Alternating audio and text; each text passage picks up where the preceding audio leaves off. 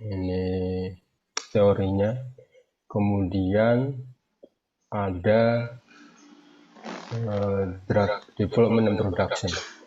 Sebenarnya drug analog dan sintesis secara teknis saya masukkan di kuliah rancangan obat, tapi kemungkinan ada perubahan kurikulum, jadi mata kuliah itu tidak ada, jadi mungkin akan ditarik ke kimia medisinal.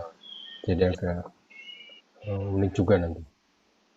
Karena di kita ini udah banyak perubahan, dulu kimia organik ada 2 jadi 1, kimia medisinal ada 2 jadi 1. Terus spektroskopi itu udah nggak ada, jadi semakin sedikit konten organiknya, jadi lama-lama kita masuk ke MIPA sebenarnya. Oke, kalau kita bicara sintesis obat dalam kimia medisinal, berarti kita reaksinya itu membuat obat, jadi bukan dalam ranah penelitian. Maksudnya begini, kalau penelitian kan kita mensintesis obat yang belum tentu poten atau enggak sedang lagi optimasi dan sebagainya, itu bukan di sini. Kemudian stepnya itu sudah bagus, jadi bisa large scale, jadi yieldnya itu sudah tinggi, jadi tidak yang yieldnya 2%, randomnya 2% itu tidak gitu. Terus stepnya kalau bisa minimal, jadi dalam dunia kimia medisinal itu reaksinya bagus ya 1, 2, 3 step lah, jadi tidak 32 step itu kebanyakan, boros. Kemudian reaksinya bisa di-handle di suhu ruangan. Kalau kita bahas di sini misalnya pathway-nya bisa partial, bisa full sintesis, jadi maksudnya itu sintesis yang full atau enggak campuran, misalnya semisintesis. Jadi semisintesis itu maksudnya sebagian yang disintesis, jadi tidak full. Kemudian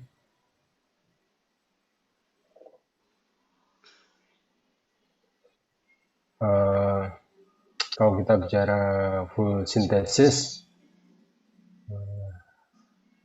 dimulai dari senyawa yang ada di pasaran, jadi dan murah, atau enggak diekstrak dari tumbuhan dan sebagainya. Jadi tidak dibikin yang baru, mulainya harus cari yang murah ada di lapangan. Jadi jangan sampai mahal. Misalnya step A, step dari B menjadi C, atau A menjadi B, reaksinya, reaksi A menjadi B. Kemudian A ini mahal, tapi A bisa dibikin dari bahan yang murah, ya kita mulai dari yang bahan yang murah. Nah, kalau full itu ujung-ujung sudah semua. Kalau partial synthesis kita bisa kayak mulai dari fermentation. Jadi sekarang ini kenapa fermentasi? Karena fermentasi satu suhu ruangan bisa, atau enggak ya hangat lah, tidak perlu pemanasan. Ingat, dalam industri itu sesuatu yang pakai energi pendinginan atau pemanasan itu boros. Jadi conversion, energi konversi itu secara engineering itu boros, consumable. Kemudian kita menggunakan yang sudah ada di lapangan kayak insulin, jadi memang sudah ada di lapangan. Kemudian kita menggunakan ekstrak tanaman, diosgenin. Jadi diosgenin nanti dirubah menjadi banyak macam, menjadi steroid, komponen bahan dasar pembuatan steroid itu banyak. Nah, jadi overall, jadi starting material harus murah dan mudah didapatkan. Yieldnya harus tinggi atau rendemennya harus tinggi. Kemudian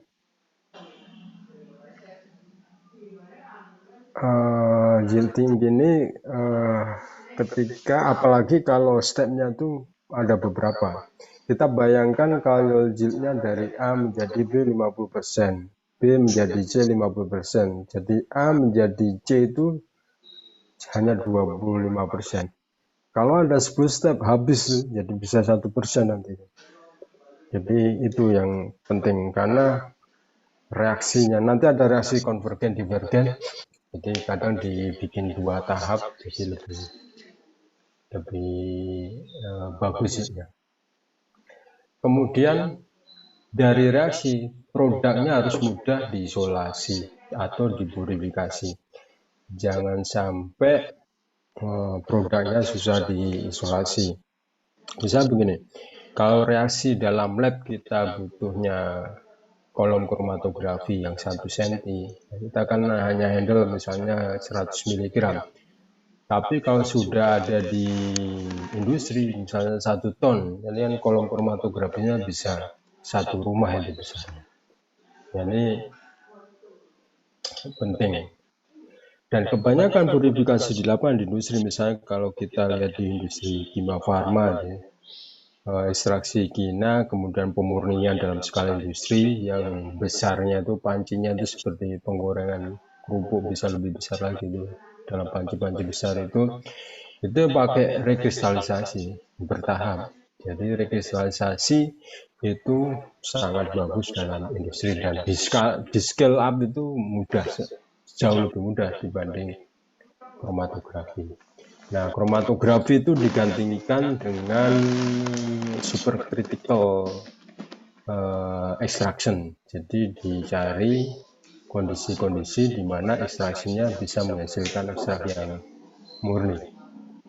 Kemudian reaksinya harus stereospesifik. Maksudnya begini, kalau produk kita mempunyai C viral, orientasinya S misalnya, berarti produknya harus S saja. Tapi bisa juga kita mempunyai produk campuran rasmat dan kita murnikan. Jadi itu bisa juga. Jadi bisa dua-duanya. Tapi kalau bisa stereospesifik lebih bagus, jadi nggak 2 kali kerja. Kemudian reaksinya harus bisa di scale up. Maksudnya begini, kalau misalnya reaksinya kita menggunakan reduction dengan bereduksi kuat, misalnya LiAlH4, lithiolite. Nah itu kalau dalam skala lab hanya butuh 1 atau beberapa miligram, oke. Tapi kalau sudah sampai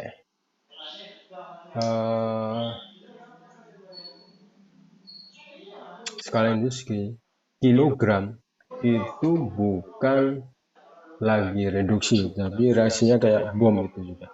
Jadi berbahaya. Jadi reaksi-reaksi oksidasi reduksi yang terlalu kuat tuh kalau handlingnya nggak bagus ya bisa jadi ledakan, kan banyak terjadi di ledakan. Kemudian solvent yang digunakan, flammability dan sebagainya itu harus dicek benar. Makanya rancangan industri ini biasanya dikerjakan oleh teknik kimia. Jadi itu harus hati-hati juga. Dan selain itu juga kalau reaksinya besar kan kerugiannya juga besar. Kalau di lab misalnya reaksi hanya pakai round bottom flash yang 100 mili ya. Jadi kalau error ya tinggal dibuang dan sebagainya. Tapi kalau sudah di industri itu yang berton, yang harganya bisa misalnya puluhan juta. Jadi kalau error ya bukan reaksi yang dibuang, kitanya nanti yang dipecat dari perusahaan. Jadi hati-hati dan semuanya harus ada SOP. Jadi ada skala lab, kemudian skala industri. Oke. Kemudian sintesisnya itu ada yang linear. Linear maksudnya dari A menjadi B menjadi C itu lurus. Konvergen itu menjadi beberapa tahap, jadi terpisah.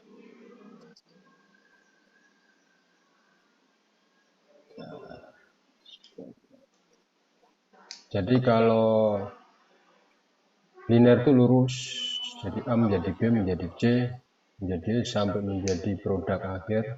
Kalau konvergen itu bisa kemudian digabung.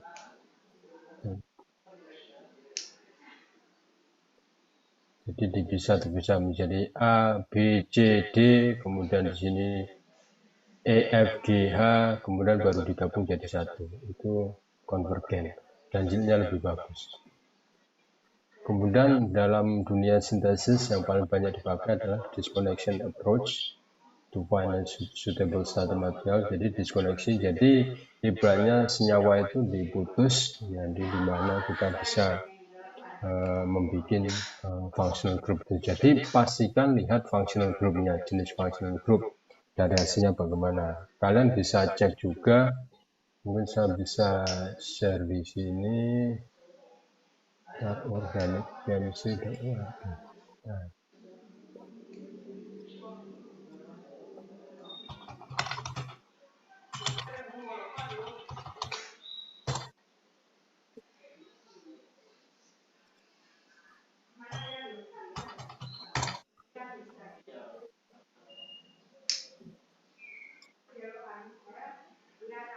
jadi bisa dilihat di sini. Halo, halo. Masih belum terlihat, Pak. Oh, coba saya share lagi. Nah, saya share screen aja ya. Saya share screen. Ini ada website organicchemistry.org. Silakan disimpan. Ini web yang saya pakai mulai dari saya belajar S2 sampai sekarang saya masih pakai ini. Jadi kita di sini kita bisa melihat beberapa, misalnya kenapa tidak aktif.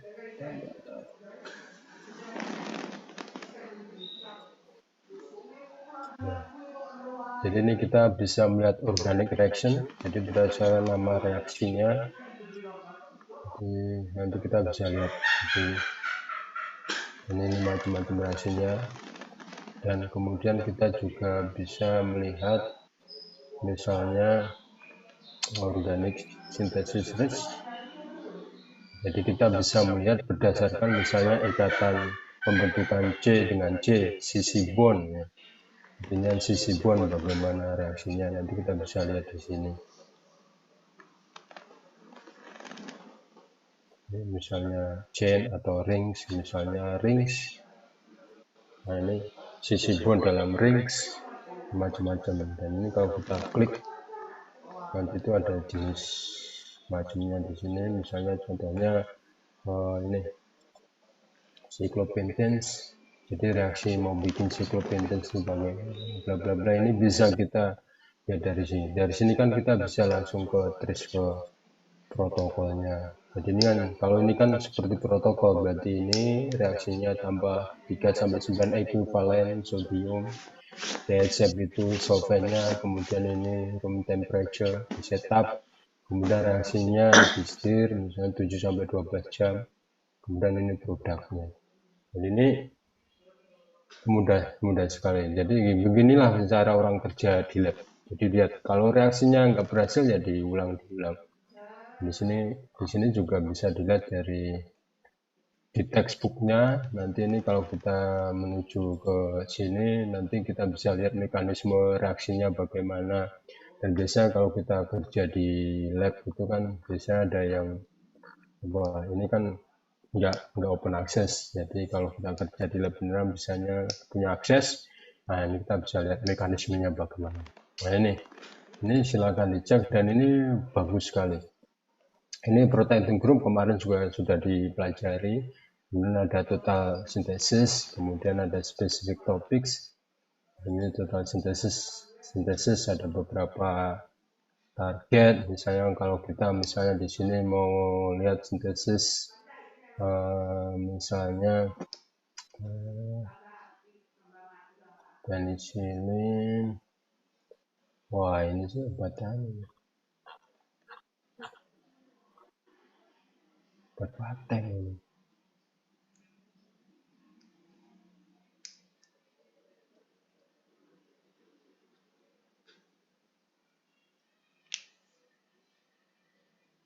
Bisa kita cek ya, misalnya Plagdaxel, obat kanker ini. Jadi kanker yang berada di pasaran. di Taxol ini sintesisnya. Jadi kita bisa lihat bagaimana di sintesis dan kita bisa repeat di lab. Ini websitenya sangat bagus untuk belajar. Dan di sini kan juga ada protecting group, jenis-jenisnya, kemudian cara rilis dan sebagainya, kategorinya itu banyak sekali. Jadi functional group apa yang mau diprotect, misalnya amino, bla bla bla bla, ini banyak sekali. Jadi ini bisa sangat bermanfaat. Jadi silakan dicoba, dilihat dan di bookmark. Itu sangat membantu. Cuma di lab kita masih belum banyak sintesis pekerjaan karena kita tidak punya alat deteksi molekul, jadi sangat sulit.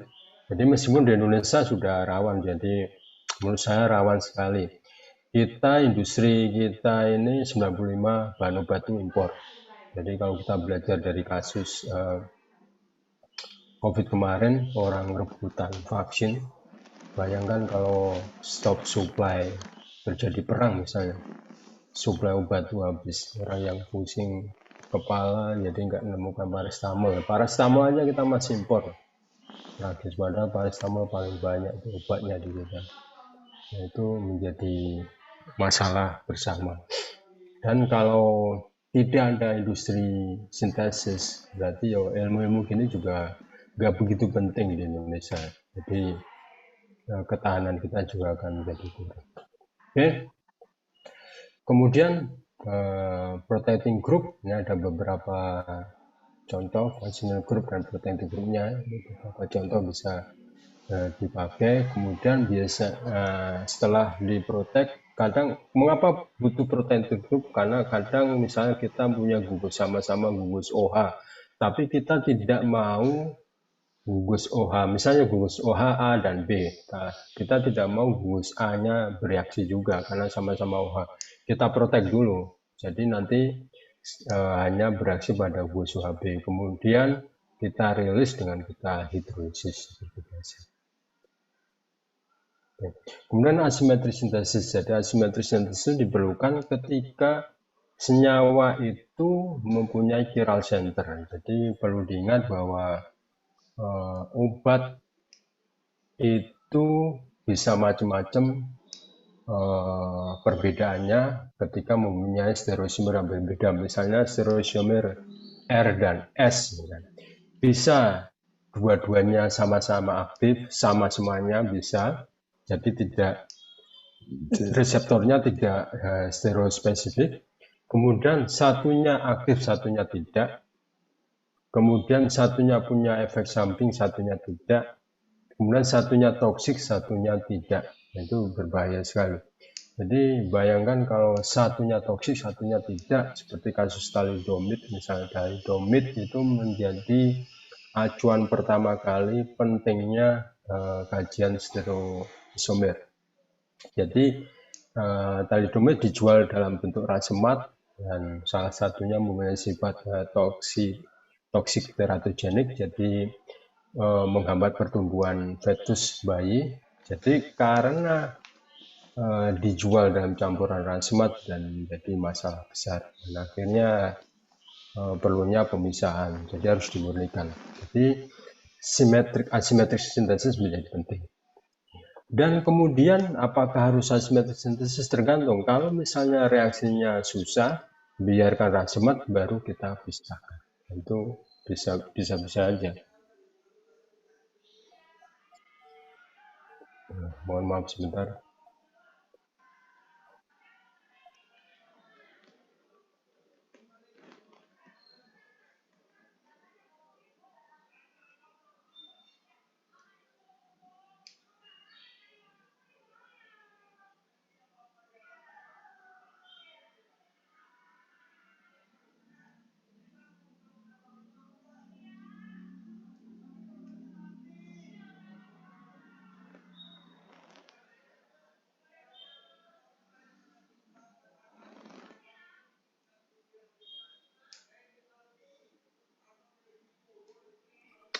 Oh, sorry ada telepon dari atas. Oke. Jadi kalau misalnya tidak reaksinya tidak selektif dan menghasilkan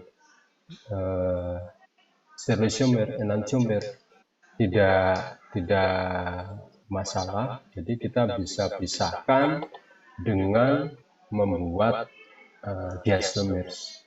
Logikanya begini, pasangan enantiomer itu mempunyai sifat fisika kimia yang sama, boiling point, melting point, kelarutan sama.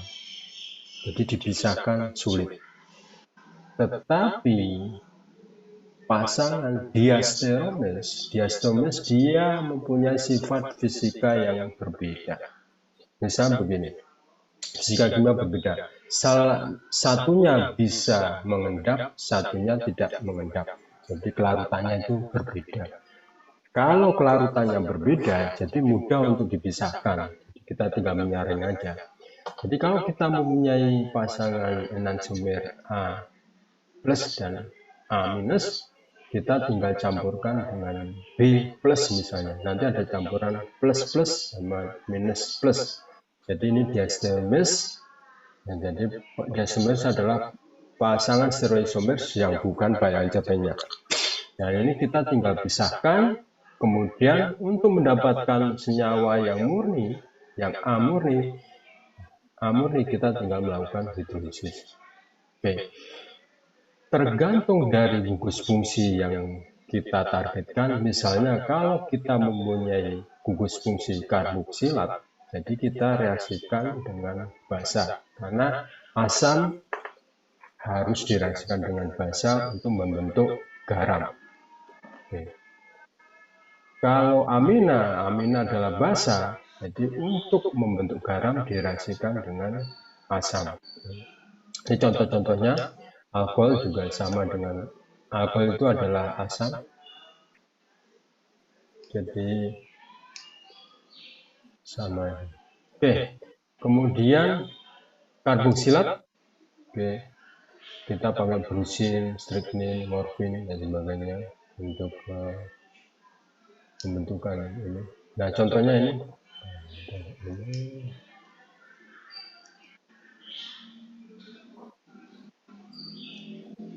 Jadi ini ada alkohol.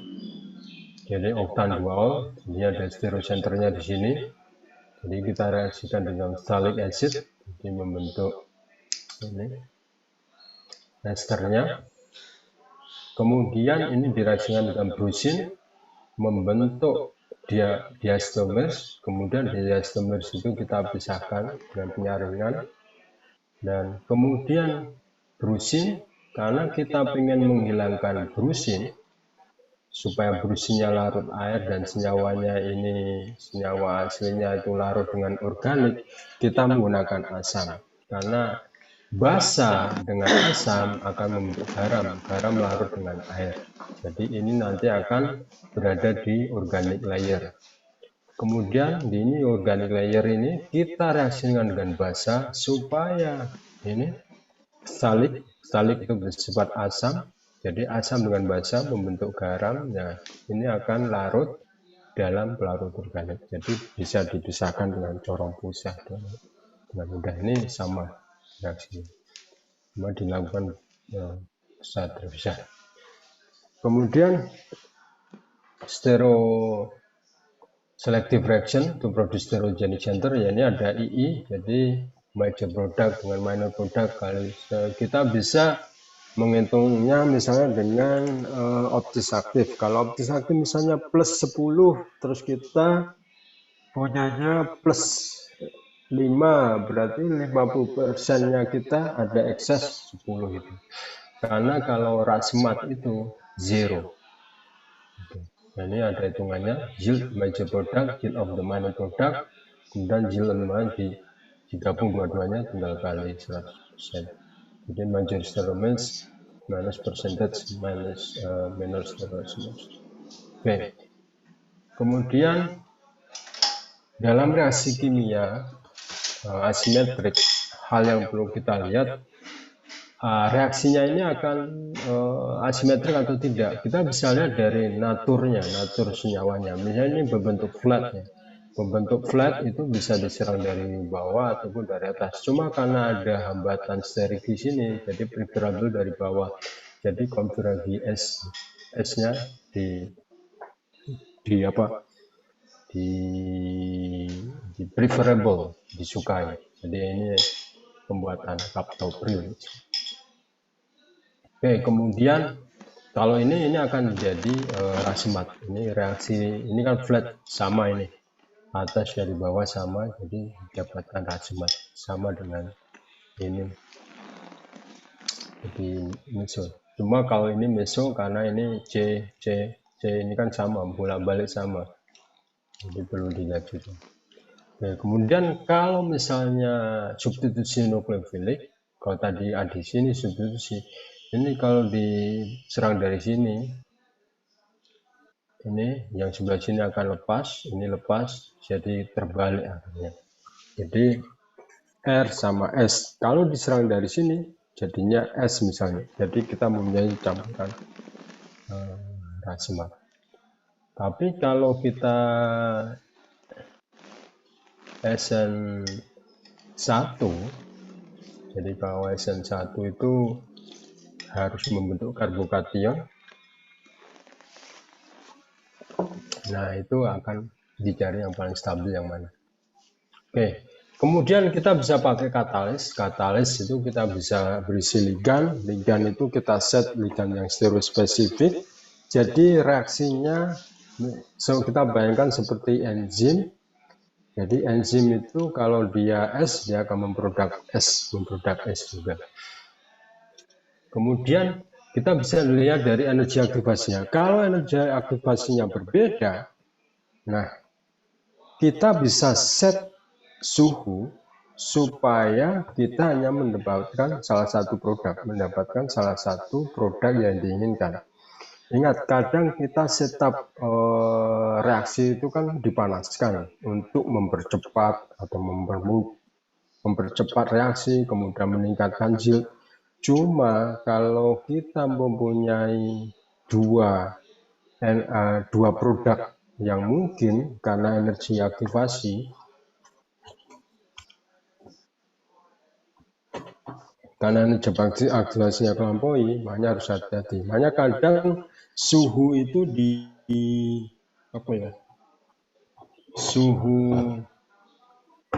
suhu itu di set dingin, itu kadang tujuannya untuk mendapatkan produk yang diinginkan dalam hal struktur. Jadi dalam asymmetric synthesis nggak ada metode yang khusus, semuanya dilihat case by case, kemudian dicek yang mana yang krusial, yang mana tidak. Nah, reaksi bisa melakukan berdasarkan enzim. Jadi ada substrat yang kemudian enzimnya stereospesifik, ini mudah. Dan ini economical karena suhunya mild, jadi tidak akan mengganggu kestabilan dari obat. Ini beberapa enzim yang dipakai untuk produksi, misalnya Baker yeast, kemudian Oleovans untuk memproduksi jenis spesifik, dan enzim kan seperti fermentasi banyak. Kemudian non enzim katalis, jadi kita pakai katalis ini. Nah, ini akan memproduk air product misalnya. Kemudian ini juga asimetrik, hydrogenation method. Di asimetrik kalau ini kan tergantung dari katalis juga. Oke, ini sama. Kemudian beberapa cara lain, misalnya menggunakan chiral building block. Jadi memang senyawanya dari awal sudah chiralnya di set. Kemudian menambah chiral auxiliary. Jadi ditempelkan komponen chiral supaya posisi chiral itu desain selanjutnya bisa diamankan. Using achiral substrate dan reagen kemudian tinggal dipisahkan. Ini contohnya. Jadi ini dipertahankan sampai produk akhir. Ini juga sama aja. Oke. Ini juga sama contohnya. Bisa dicat sendiri. Using a chiral auxiliary. Jadi S chiral, kemudian kompleks, kemudian ini kompleks, jadi produk formation mechanism the chiral auxiliary. Itu sama dipertahankan sampai akhir seperti ini.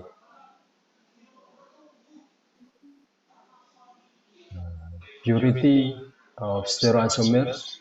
Jadi kita bisa pakai untuk ngetes purity stereoisomers, kita bisa cek dengan optical rotation. Jadi ada istilah specific rotation. Jadi kita lewatkan solution senyawanya itu cahaya polar. Jadi dia akan bergeser. Kalau bergeser secara jarum jam dia positif, kalau berlawanan jarum jam itu negatif, dan degree-nya itu kita hitung. Kemudian kita bisa ngecek dengan HPLC yang menggunakan chiral, jadi kolom chiral. Jadi kalau kolom chiral itu materialnya juga chiral, jadi dia akan memisahkan berdasarkan chiralitasnya. Dan ini lumayan mahal, harganya bisa 10 kali lipat dari kolom normal. GC juga pakai kolom chiral juga. Kemudian elektrophoresis, tapi jarang dipakai ini. Oke, ini yang terakhir. Jadi cara kita mendesain sintesis, bagaimana sintesis obat itu? Pertama, kalau kita mempunyai misalnya dengan cara tadi, kalau lihat di organik chemistry kita langsung tahu cepat ini. Kalau ini secara general dengan disconnection approach. Oke, misalnya kita punya benzokain. Benzokain ini kita lihat bungkusnya apa aja. Ini ada bungkus ester, ini ada bungkus amin. Amin itu bisa ditempelkan, dimasukkan ke bensin dari jalur nitrasi. Kemudian ini ester bisa lewat jalur asilasi dari alkohol. Jadi ini bisa bikin dari karboksila dengan alkohol. Jadi kita mempunyai step. Kalau kita generalkan, jadi beberapa tahap, ini nanti minta tolong dihafalkan ya. Ether itu bisa, kalau kita punya bungkus musi ether itu bisa dibikin dari alkohol dan alkyl halida misalnya. Jadi ini contohnya ini. Jadi ini ada alkohol, ini diperkuat, jadi diprotonasi dengan basa. Jadi ini menjadi nukleofil yang kuat.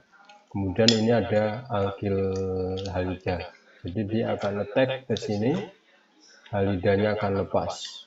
Nah, halida lepas karena dia merupakan leaving group yang bagus. Kenapa leaving group yang bagus? Karena dia posisi pada sebelah kanan di golongan halida, dia sebagai ion yang stabil itu bisa.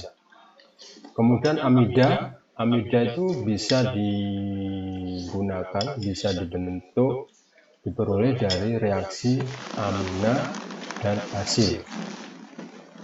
Jadi contohnya ini amina, ini ada amina primer, kemudian direaksikan dengan asil klorida. Nah, ini mendapatkan amida. Nah, asil klorida ini dipakai karena kalau kita bandingkan dengan karboksilat, sama-sama sumber karbonil, ini kita bisa reaksikan dalam suhu ruangan. Kalau karboksilat kita harus menggodok dulu. Oke. Kemudian ester sama dengan amida, cuma ini bungkusnya OH. Jadi ester ini kita bisa bikin dari asil dan alkohol. Jadi ini kita misalnya asil reaksikan dengan alkohol mendapatkan ester. Ini sama-sama suhu ruangan. Kemudian lakton ini mirip dengan ester, cuma dia gabung ujungnya. Jadi kita bisa reaksikan. Jadi dia ini ada misalnya bungkus karboksilat, kemudian di sini ada O, kemudian ada siklisasi. Jadi kita bisa menggunakan sodium, misalnya ini diprotonasi supaya O-nya menjadi lebih nucleophile. Ini bisa attack di sini membentuk suku. Dan kemudian jumlahnya ini akan berpengaruh pada jumlah sikliknya. Ini kalau ada 1, 2, 3, 4, 5, jadi akan membentuk siklo 5. Tapi kalau ini ada 1, 2, 3, 4, 5, 6, jadi akan membentuk siklo 6. Ini buku yang dipakai banyak seperti ini. Stuart Warren, ini buku tua sekali, saya juga waktu S1 juga belajar pakai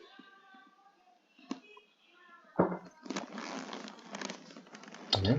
Kalau kita balik lagi dengan benzokain ini perhatikan ya, benzokain kita bisa peroleh amina ini dari proses reduksi nitro. Kemudian ini kita bisa peroleh dari oksidasi alkil ini, metil. Kalau kita diskoneksi total, jadi ini bisa jadi alkilasi, atau enggak kita bisa nitrasi dari toluin. Nah, alkilasi ini lebih susah dibanding nitrasi, karena NO itu bukan pengarah ortopara ya, meta ya. Dia reaksinya di sini agak susah. Jadi paling bagus ini. Nah, ini pengarah ortopara. Jadi kalau ini toluin, ini pengarah ortopara. Jadi reaksinya nitrasi kita bisa bikin dari asam nitrat dan asam sulfat barengkan. Jadi reaksi di situ membentuk HONO. Jadi membuat spesies NO2 yang sangat reaktif, dan ini reaksinya dikerjakan di Pumhut karena karsinogen dan sangat bahaya sekali. Kemudian nitro ini akan attack di sini. Di sini juga bisa kita balik lagi tadi ada energi aktivasi. Energi aktivasi di sini lebih tinggi, ini lebih rendah. Jadi dengan mengontrol suhu kita bisa memastikan bahwa reaksi nitro hanya pada posisi ini. Kita mendapatkan nitro, jadi nitrasi di sini. Kemudian kita lakukan oksidasi. Nah, ini udah oxidation state-nya udah tinggi, ada oksigen juga di situ. Ini akan teroksidasi menjadi COH, jadi oksidator kuat. Kemudian kita lakukan reduksi ini. Kita menggunakan reduksi lemah ini pakai hidrogen gas dengan katalis palladium. Karena kalau kita pakai little highlight, ini bisa reduksi menjadi balik menjadi metil lagi. Ini dengan soft reduction kita mendapatkan amina. Kemudian ini karboksilat kita tinggal reaksikan dengan alkohol, misalnya dengan katalis asam, basa nggak masalah. Lalu kita mendapatkan benzokain yang kita dapat.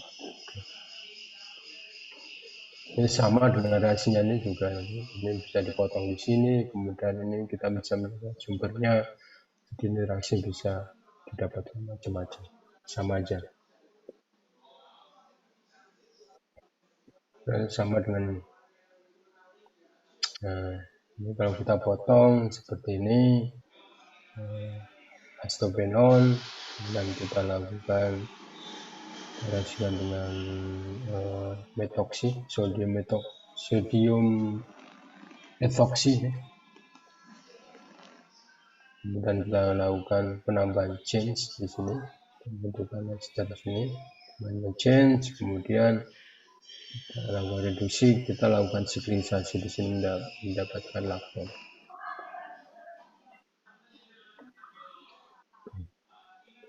Ini sama. Nah, ini beberapa target kalau kita mau bikin alkin. Ini alkin kita bisa bikin dari eliminasi sebuah alkana. Aldehyde kita bisa bikin oksidasi dari alkohol primer, alkohol yang di ujung ya, terminus ya. Kalau alkohol di tengah jadinya keton, bukan aldehyde. Ini tergantung posisinya ya. Kalau paling ujung aldehyde, kalau ada di tengah itu keton kayak gini. Oke, sama dengan amina. Kita lakukan dengan reduksi di sini. Ini oksidasi, ini reduksi. Jadi tergantung posisinya, mau primer mau sekunder, tergantung dari substrat. Oke, ini contoh konvergen sintesis. Ini kalau A, B, C, D ini target ini bisa habis 5%. Tapi kalau kita bisa bikin A, B, C, D menjadi E, kemudian separately terpisah kita bikin F sampai C, kemudian baru digabungkan, tajiknya bisa naik. Ini sama. Jadi kadang teknik dalam engineering ya digunakan. Nah, ini contoh disconnection lagi. Ini sama aja, nanti bisa dicek.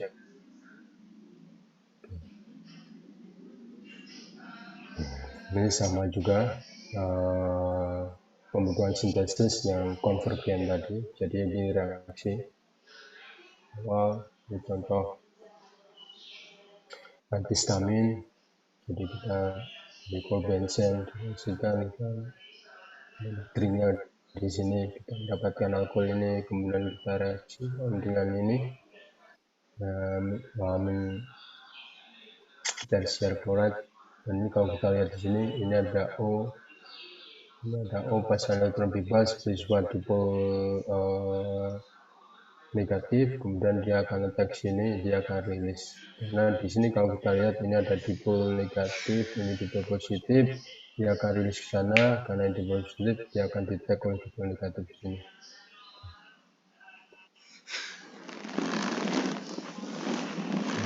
Partial organic synthesis xenobiotics. Jadi banyak kita mengambil dia. Misal contohnya taksol. Taksol dulu ceritanya dari batang pohon taksus pada penelitiannya, cuma pada waktu produksi karena menggunakan batang habis pohonnya banyak, akhirnya menggunakan karena batang itu tidak cocok untuk produksi. Kalau daun masih masuk akal karena akan tumbuh terus. Fase vegetatif yang melimpah itu adalah daun. Dengan akhirnya menggunakan genus Taxus, jadi genus Taxus yang sama, cuma agar diperlukan sintesis. Jadi kita lakukan sintesis. Ini contoh di scanin juga dari Bios Korea, jadi keluaran bubian, kemudian dibikin beberapa tahap reaksi bila menjadikan sumber steroid. Oke, ini terakhir ini ada latihan, jadi nanti saya minta pastikan bisa, jadi kalau dalam ujian nanti bisa mengerjakan. Oke, mungkin ada pertanyaan? Sudah banyak yang saya sampaikan. Halo? Oh iya, komtingnya siapa ini? Mbak siapa tadi ya? Saya Pak. Ya, minta tolong nanti pastikan latihannya dikerjakan bisa, mau dikumpulkan bisa, nggak dikumpulkan juga bisa, terserah. Yang penting ini latihan untuk nanti kita ujikan bersama. Jadi prinsip saya hanya mengujikan apa yang saya sampaikan, jadi tidak akan kemana-mana. Terus kalau ada yang kurang apa yang absensi bermasalah, silakan dibutuhkan. Oke, jadi kalau tidak ada pertanyaan, kuliah bisa saya juga siang. Saya siang ini ada tamu dari BIN. Fakultas kita ada tamu dari BIN, rombongan dari BIN bekerjasama. Dan kemungkinan kalian akan diminta kuliah. Sudah ada undangan untuk kuliah besok? Halo? Halo?